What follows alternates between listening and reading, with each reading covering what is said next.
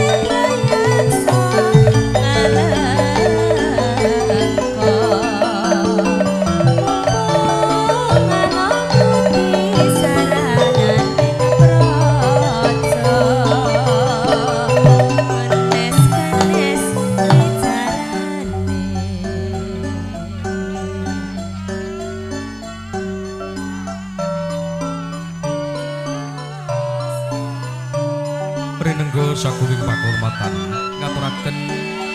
sugeng dalu sugeng pepanggihan.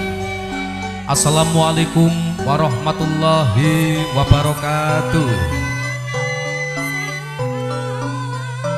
Bismillah, alhamdulillah, la haula wala quwata illa billah. Assalatu wassalamu ala rasulillah sayyidina wa maulana Muhammadin wa ala alihi wa sahbihi wa barik wa sallim ajmain. Amma ba'd. Sih rahmat tentrem rahayu saking nugraha wilasaning Gusti Allah ingkang Maha Welas Tuwin Maha Asih. Sanitya langgeng tumedhak tumanduk lumintu lumintir sumanding sumanda kajiwa kasalira wonten jiwangga panjenengan sedaya dalasan kula Waraden Sagung Dupati Widodo Niskala satuhu dhuwur dumateng para sesepuh bini sepuh ingkang anggung mastuti dumateng pepoyaning kautamen ingkang satuhu pantes pinundi dalah kinabekten dumateng para aji sepuh nenggih para kiai ibu nyai para alim para ulama para santri rinten dalu ingkang tansah sumandhing kitab suci wahyuning ilahi pinangka panuntun kiblating panembah satuhu luhuring budi dumateng para bapak para ibu mliginipun keluarga ageng Bapak Ari dalah Ibu Jihan sakeluarga ingkang kebaeng suka bagya lawan mulya ugi boten katelepen dumateng para kadang werda tumaruna miwah muda ingkang tansah kebaeng raos suka ing bagya perdampa saking keparipun Bapak Ari sakeluarga ing mriki pinanggih sinareng denansa campur sari pinangka dados juru panglipur wonten ing rikalenggan punika. Puja-puji syukur wonten ngarsanipun Gusti ingkang murbeng dumadi kacihna wonten rikalenggan punika panjenengan dalah kula saged pinanggih kanthi rahayu tanpa ridu wilujeng tanpa pambeng bikaulina alhamdulillah rabbil alamin. Ugi boten kakalumeh selawat salam konjuk dumateng baginda Rasul Nabi Muhammad Rasulullah sallallahu alaihi wasallam bikaulina Allahumma sholli ala sayyidina Muhammad Allahumma sholli alaihi tuhu mustikaning jagat memani ing bawana ingkang panjenengan dalah kula antu-antu syafaatipun wonten ing donya ngantos ing benjing yaumul kiamah. Mugi panjenengan dalah kula kalebet umatipun ingkang iman saha takwa kacihna purun nglampahi sedaya tuntunan luhur ingkang sampun tumurun kanthi ajaran Islam. Nun matur nuwun. Para bapak tuan para ibu, kanthi pahargyan dalu punika nenggih walimatu tasbih miwah akikah saking mijilipun Atmaja putri saking Bapak Aridala Ibu Jihan ingkang hasesilih asma Alesya Syifa Al-Mahira kanthi pamuji panjenengan sedaya sampun tumurun wonten ing jagating pepadang kanthi rahayu slamet wilujeng. Mugi kanthi pamuji panjenengan sedaya pisan ponang jabang bayi ingkang sampun mijil kala wau saged dados putri ingkang endah sulistyaning warni miturut dawuh tiyang sepuh pinter nggih ngangsu kawruh saha jumbuh saha saged gadhah punapa ingkang dipun gayuh. Para bapak dan para ibu kepareng Denanza campur sari ingkang mijil saking Bakaran Kilen pimpinan utawi dipun sesepuhi Mas Dedek Kembang Kendang saha dipun biyantu Mas Santo player miwasdaya Prokadang Pradongso makarya sesarengan 17 audio profesional saking Ngabul ugi sinengkuyung hawe syuting video production matur nuwun sugeng makarya sesarengan pramila ing mriki kepareng kula nepangaken para waranggana ingkang endah sulistyaning warna ing antawisipun wonten Dimas Ayu Lila pangestuti wonten Jeng Diah Ayu ugi kadherekaken Dimas Ayu Evi Ulan dari Sinareng 17 audio kepareng hanjengkaraken saha jumenengaken para waranggana kanthi ungling tembang penilih nggih punika pepeling nun nun kula nun